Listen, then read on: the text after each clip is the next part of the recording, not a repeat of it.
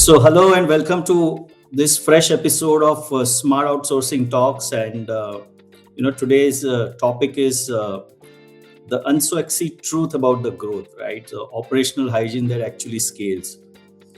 Growth in accounting firm is often sold as something really exciting. More clients, more revenue, more opportunities, and all the time you are ecstatic about that, right? But what we often fail to talk about is how to make this growth more sustainable, right? How do you sustain this growth over years and years, right? And that's the boring stuff, right? It's a difficult stuff because when you talk about sustainable growth, you talk about systems, you talk about processes, you talk about discipline, operational hygiene, rigor, and stuff like that, right? Most firms, in my experience, don't hit a growth ceiling because of the market demand. They hit because the chaos starts compounding behind the scene. And today's guest is someone who spends her time looking at accounting operations very, very closely. She had scaled up his firm in just last 3 years. So, welcome, Erin Pohan, to the Smart Outsourcing Talks. Hello, thank you for having me. This is very exciting. And before I go ahead, Erin, let me introduce you to our guest. Though most of the people knows you, because you have been there in almost every accounting conferences, right? So whoever I talk to, they say, "Oh, I know Erin," So, but those who are, seeing her for the first time or listening to her for the first time, let me tell you. So, Erin is founder of Upkeeping, an accounting firm, where she works closely with accounting firms to design operational frameworks that supports consistent delivery, strong teams, and healthier growth.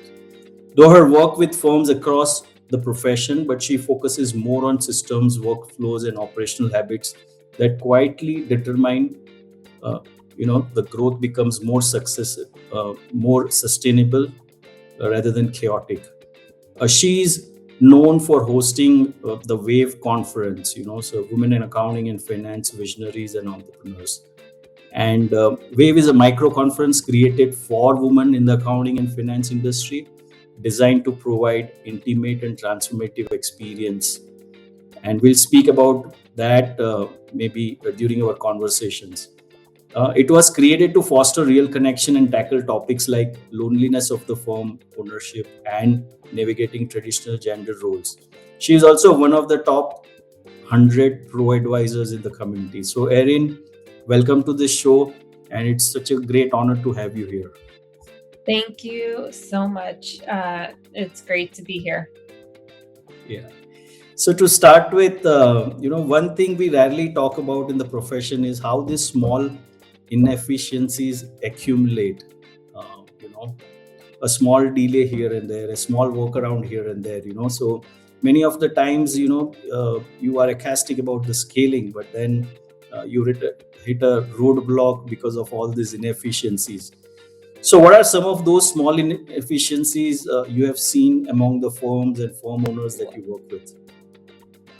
I would say the inefficiencies that most of the small businesses that I work with Hmm. have to do around they are busy in all Hmm. of the other areas of their Hmm. business and aren't able to focus on the actual accounting piece. And so what we see at Upkeeping is a lot of these established businesses are on a set and forget Hmm. process for accounting, meaning they're receiving deposits into their bank account, they're paying payroll, they're paying contractors, but they have no Hmm. idea if they're Hmm. profitable.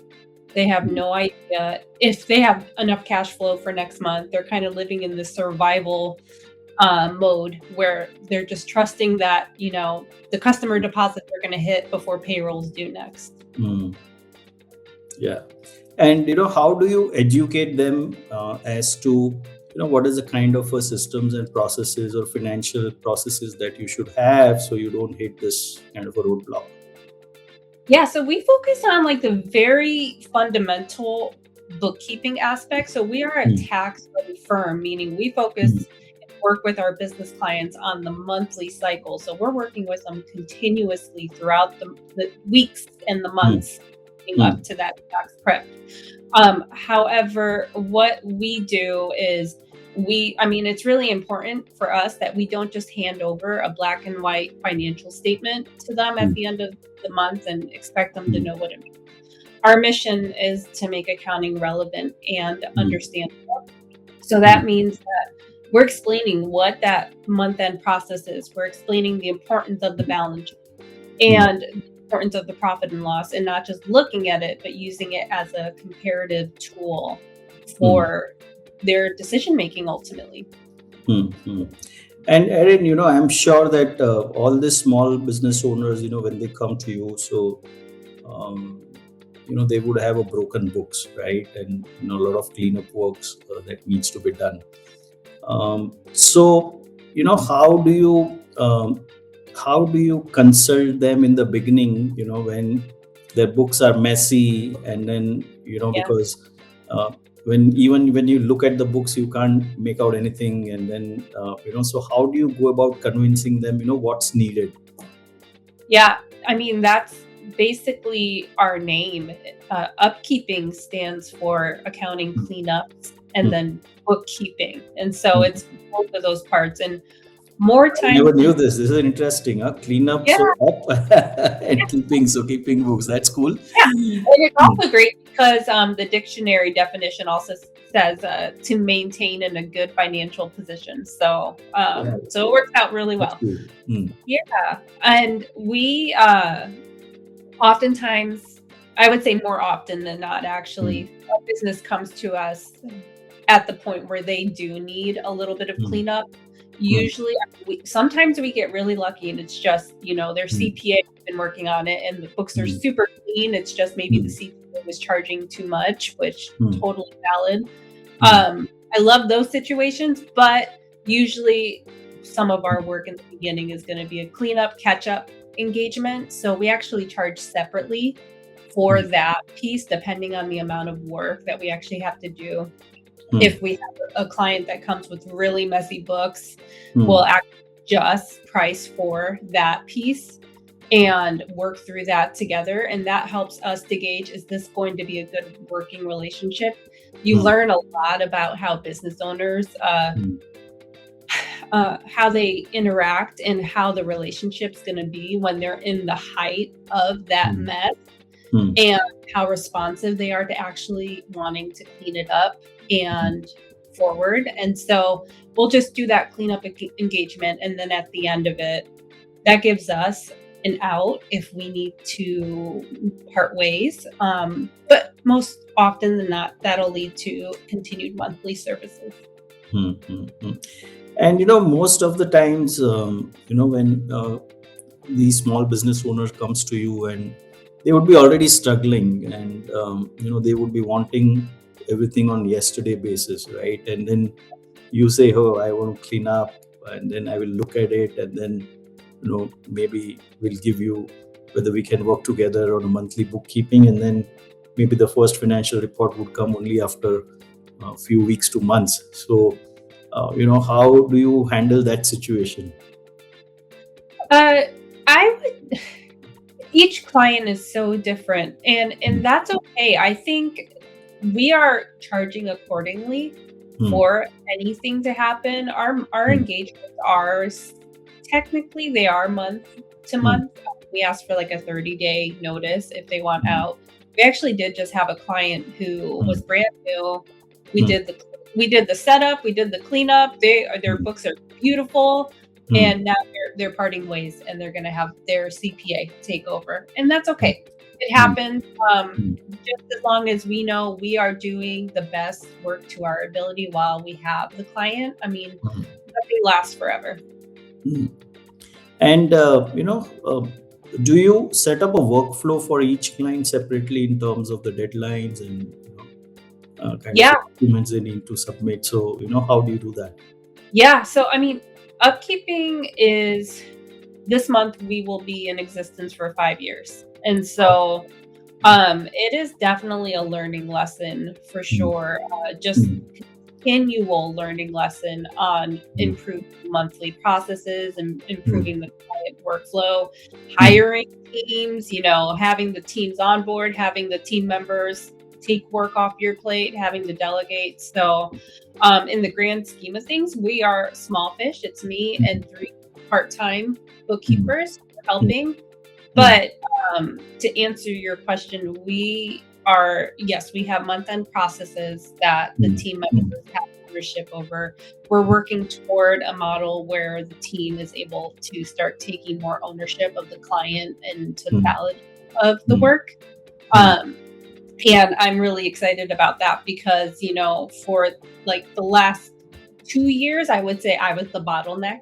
And so mm, everything was funneling to me and then just piling up and waiting until we just started being more intentional with our workflows and our mm, deadlines and mm, just mm, giving the team members not only the ownership, but mm, having the accountability piece to just make sure mm, the work is getting done. mm, mm. And Erin, in your experience, I mean, when we say workflow, so there are certain our internal team responsibilities. There are certain accountability on the clients as well. Maybe Right. giving the bank statements or giving access to statements or certain invoices and expense payments and stuff like that. So, so how do you coach or maybe streamline processes at the client's end, to make sure, because ultimately our deliverables are related to whether providing all the data information in time, right, for you to process. So Yeah. how do you coach or train client when they have inefficiency at their end? Great question. Ultimately, we try to have as much access on our end to Mm, leave the client out of that mm, month-end process. mm, I have grown to learn that the clients that are least responsive in that document collection, mm, their lack of care mm, uh, for the ability for us to do our work mm, in the end always turns into our fault and mm, our problem. And mm, so that is something that, like, when you started talking, I was like, oh my gosh, I'm itching because I just don't even like thinking about when we're waiting on the client. And we really try to avoid that.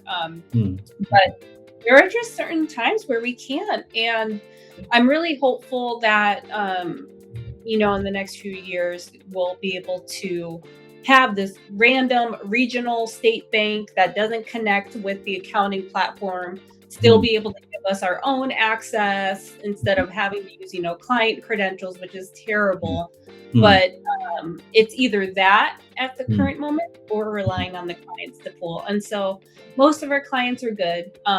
We've actually been in a season over the last 6 months of weeding out those clients that were mm, not responsive mm, and disengaging with them because in the end, we really are intentional with our month end close rate. And we mm, want to make sure that we're actually closing out that work and providing the service, mm, not only to the best of our ability, because that mm, still leaves the call for the client to get their part done. mm, But the more we can leave the client out of it and do our work, the better. mm. But how do you? I'm just going little deep into this because I'm sure all Yeah. our viewers would have so many questions around that because they all struggle with the data with the clients, right? So, so how do you streamline a client? So say for example, you have a few reminders and then you have a call and then still the client so what are those escalation metrics that you follow to Yeah. make sure that client adheres to their commitment and accountability which is defined on the workflows? Yeah, so it starts from the very beginning for us. Mm, And mm, so our onboarding process is pretty automatic, meaning mm, once our client signs their proposal, they mm. immediately receive an onboarding email from Okay. Upkeep. Mm, In that email, it's giving them instructions on how to provide us access to their accounting platform. And mm, then it's actually giving them a list of items, mm, access points that we will need in mm, order to our job well. And so a lot of times what's happening, because we're catching them at the exact moment that they have agreed to work with us, and Hmm. we're laying out the expectations in that onboarding email that in order for us to do our job well, these are all the items we need from you. They're Hmm. already sitting at their desk. They're already looking at this email for onboarding, thinking, wow, I think I made a good choice because all of Hmm. these action points are all the things that are pain points for me in the accounting space. And Hmm. as I give them access, as Hmm. they give upkeeping access, we're taking that off their plate and we're Hmm. catching them at the point where they're thinking about it instead of Hmm. later on Hmm. and trying, before a tax filing is due or Hmm. before, 3 months go by, which a Hmm. lot of times used to be the case. So Hmm. um, that piece is great. Now they're doing that work. In Hmm. that email, there's also a link to schedule our onboarding call. So Hmm. most times people are working through the steps of our onboarding email. By the Hmm. time they get to our onboarding call, they've already given us access to a lot of those points. Hmm. During our onboarding call, I have a checkpoint to see if we've received all the access points we need for their business. If Hmm. we haven't, I get to have that conversation with them and then explain the importance as to why we need that information to do our job. Hmm. Hmm. Yeah, that's good. And uh, how many conversations do you have with the clients to make sure that they have understood the processes and their accountability? That's a good question because I mean, I can't sit here and say that we're perfect and we've got it down. There are still a few clients where, I mean, I'm still chasing some of their Venmo transactions from Hmm. the end of last year and it's Hmm. March. So, Hmm. um, I think it's more so vetting the risk that not having that information Hmm. will affect our relationship with that client. And so for the client that I just mentioned, where we're still waiting for Venmo transactions, they know it's on them. They know I have been asking since October Hmm. and we have that email trail. And at some point, maybe I will decide this isn't working. Like we Hmm. can't get our job done well. Hmm. But for the most part, it is a at least once a month reminder for the Hmm. client to Hmm. have to actually send us the information. Hmm. Hmm. I will say if we do get, we implemented at the end of 2025, if we do get at least 2 months behind on the month end cycle, Hmm. um, that's where I, as the leader of our team, Hmm. start to put in some feelers for, is this client engagement even working? Is it going to be a problem in the end? I need to protect Hmm. our integrity. I need to protect the team, Hmm. and maybe we need to disengage. Hmm. Hmm. Sure. Yeah.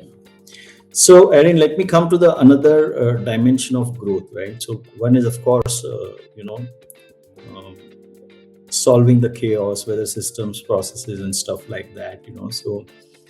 But another dimension is what you are doing, right? So, you're building community. I see you always, surrounded with the people, with the peers. You do a lot for the community in Seattle, the business community in Seattle, and I'm sure there will be great learning from there as well.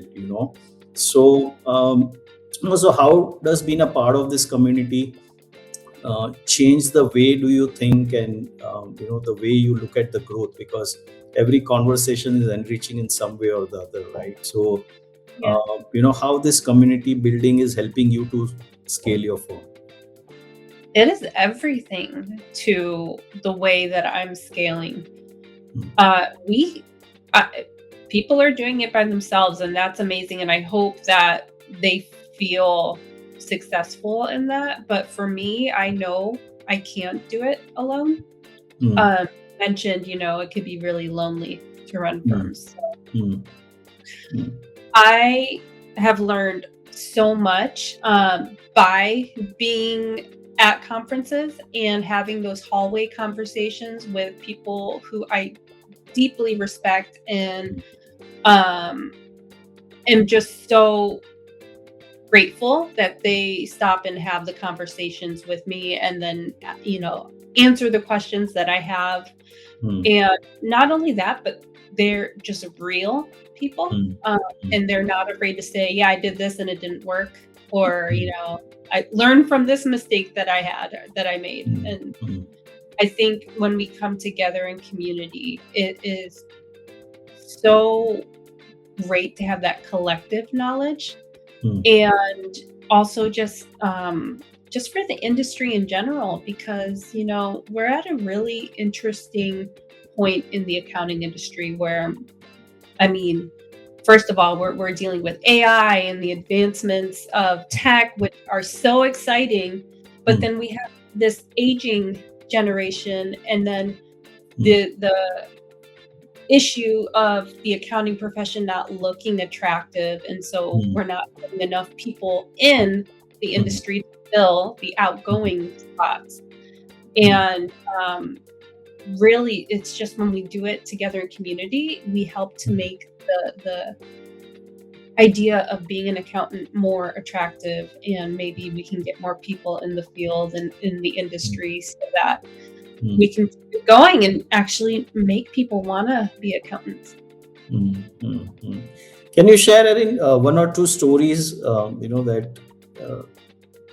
um, that remain in your mind for a long time, which the community really helps you to, give certain insights which otherwise in isolation you may not have got. Yeah. We met at Bridging the Gap, and that by far is my favorite conference because it Mm, really does bring together some of the mm, brightest minds in this mm, industry, but also the ones mm, who are so like forward thinking mm, and just really embracing the change. mm, And I remember Bridging the Gap 2024. I didn't know a single person. I remember like walking into the hotel, going to the registration table. Randy Crabtree was just standing there. I'm like, "Oh, are you the guy who's hosting this?" And he was so uh, he's just so human and wonderful. And mm, I remember that first morning of the conference, I was in my hotel room. I was listening to some Bad Bunny, just like hyping myself up because like I am me, and I don't want to try and be anyone else. I'm not polished. mm, I grew up in CPA firms where I had to wear pantyhose and I had mm, to feel like I was playing a very professional part. mm, But I felt like at Bridging the Gap, I walked downstairs and everyone was who they were. mm, Um, and not only that, there were people that I had been following on LinkedIn, mm, and they were who they were. And so I remember walking up to a table. It was Nancy McClellan, Roman Villard, mm, and Jennifer Diamond. And I'm like, "Hi, I see you guys on LinkedIn. Like, mm, so nice to meet you." And they all were just so genuinely kind and like welcoming. They didn't even know like I knew absolutely no one there. And mm, so that's one of the moments that sticks out in my mind, and it will mm, forever. Fantastic. And so what really motivated you to start this wave conference, right? I mean, Yeah. I know, suddenly there is a shine in your face when I talk about waves. Of course it is Yeah. absolutely near to your heart. Yeah, I mean, that's a great follow-up question to the story I just shared, because Mm, it was that feeling that I had leaving Bridging the Gap where mm, I didn't want to wait mm, to experience that again. And I mm, didn't want to have to travel to mm, experience that again. And mm, surely there had to be people around here who were mm, great people and mm, love balance sheets and profit and loss statements like I do, that mm, we just need someone to put it out there and see if people are interested. And so that's what I did. I threw the idea out on LinkedIn, and people loved it. People wanted to attend, to speak, to sponsor. And we had our first event last May, and we're like 60 days away or so from hosting our next one this May. And it's just been such an incredible ride to mm, mm. continue that idea of just building community together. Hmm. And during these networking events or conferences, what do you when you are doing like a one-on-one or something like that? Oh, sorry, you cut out, but you're back now. Can you ask the Sorry? question again? Okay, so what I'm saying is, what are the kind of conversations that you typically have during these conferences and networking, which otherwise that doesn't happen like on one-on-one, or maybe in when you are meeting in person the people. So what is the difference between community conversations versus individual conversations? Uh, I think both are really important to have. I think Wave creates the space for Mm, both mm, conversations. It creates mm, the space for people to find someone to have the one-on-one conversations, but mm, in a community capacity, our topics this year, so the theme is to success. And the idea is that success does not look the same for everyone. mm, And I think it's really important for people to have that message, mm, because what are you running towards in your life? mm, Someone might be running towards a seven-figure firm, and mm, someone else might be running towards escaping poverty, or the life of poverty they may have lived in, or they mm, may have lived. mm, I know for me, I grew up with a single mom, mm, um, and it was a lot of mindset work for me as a firm owner to get mm, out of that poor girl mm, mentality and actually start mm, charging my worth. And mm, um, to me, success looks different in year 5 than it did in mm, year 1. mm, Uh, but the idea is, people, there's a lot of noise out mm, there about mm, what you should be striving toward. And the mm, truth is, you strive towards what you want in your life, but maybe you need to figure that out. And so we're going to have conversations that will hopefully encourage the women attending to figure mm, out what the goal is for their life, and then mm, how they can actually reach it. mm, mm. So this is the second season of Wave, right? Yeah. Yeah. So tell me, what is the best appreciation you got, or maybe the real life story if people have shared with you when they attended the first one? Maybe you Uh, just want to share with the audience. yeah. The feedback was incredible. I could not have anticipated the positive feedback Mm, that came from it. I remember, it was on a Thursday last year, and mm, I had the stupidest smile on my face for the rest of the weekend because it was just so good. Everyone who was posting about their experience on LinkedIn mm, um, just had the best things to say, and I mm, was absolutely convinced we were doing it again, because if I could have this impact on the industry as a small accounting firm, like, I'm mm, on to something. And really, if that's my way of creating change for the better, mm, I don't want to stop doing that. mm, And mm, so, since then, I've had people reach out who said that they met someone at Wave, and now they're working together in like a mastermind capacity, supporting each other through the loneliness.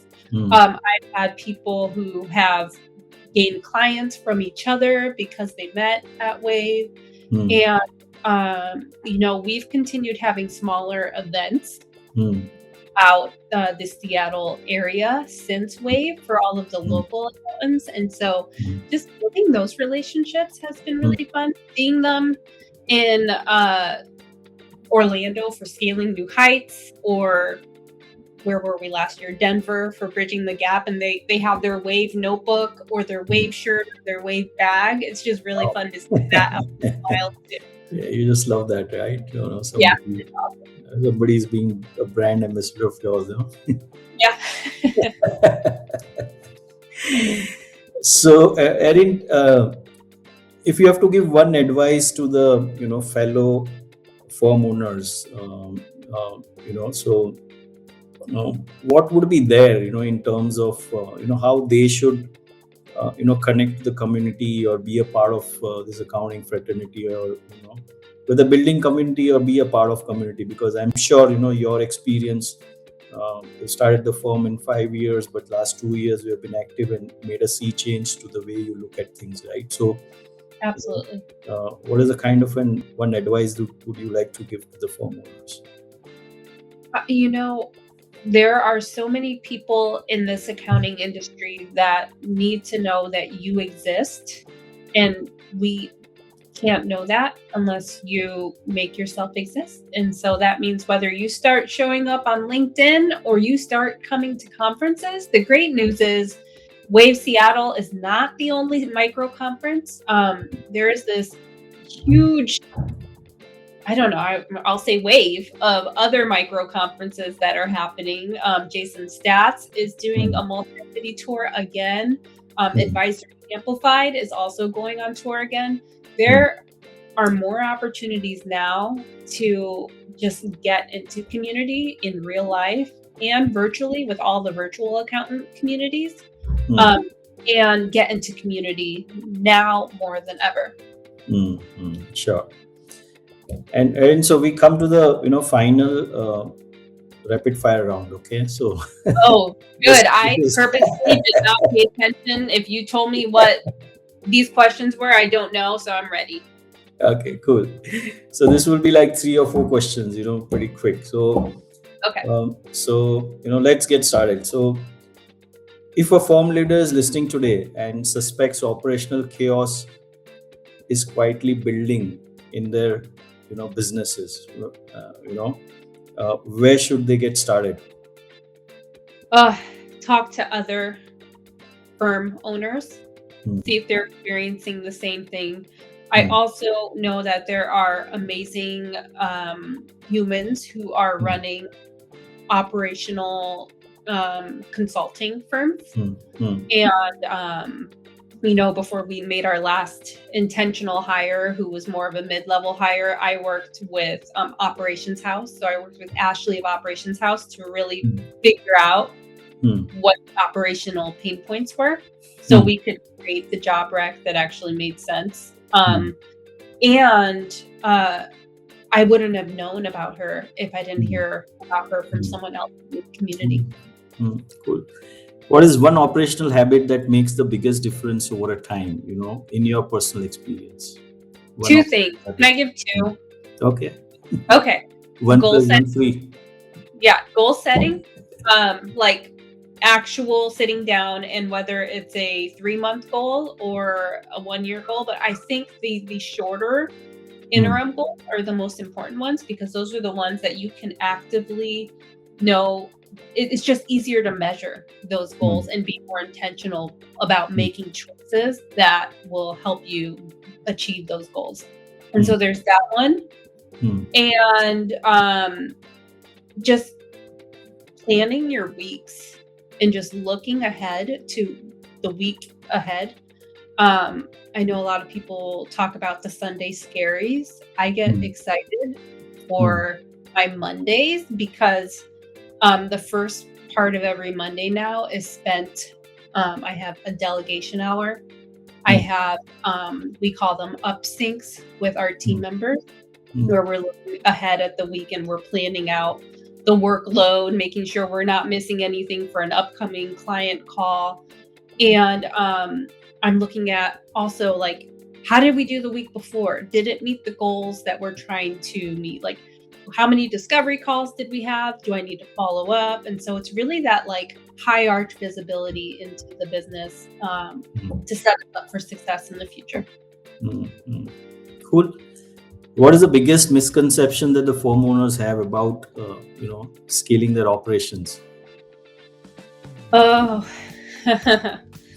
biggest misconception, that profit equals cash flow. That is a good one.